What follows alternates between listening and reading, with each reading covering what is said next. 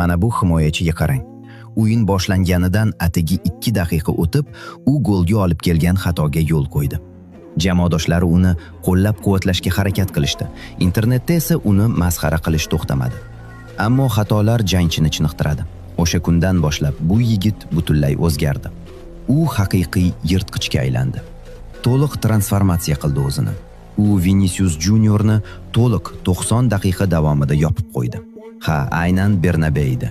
Va u shunchaki uni to'xtatib qolmadi, balki Realning butun hujumini yo'q qildi. Liverpoolga qarshi o'yinda esa go'yo u yakka o'zi himoyalangandek edi. U har joyda edi. Mana bu chiqarib yuborishni qarang. Bu shunchaki aql bovar qilmaydi. U buni qanday qildi o'zi? Yana bir fakt. Shu turda Premier Ligada hech bir futbolchi to'p olib qo'yishda undan ko'proq natija ko'rsatmadi. Abduqodir Husanov 12 marta to'pni olib qo'ydi.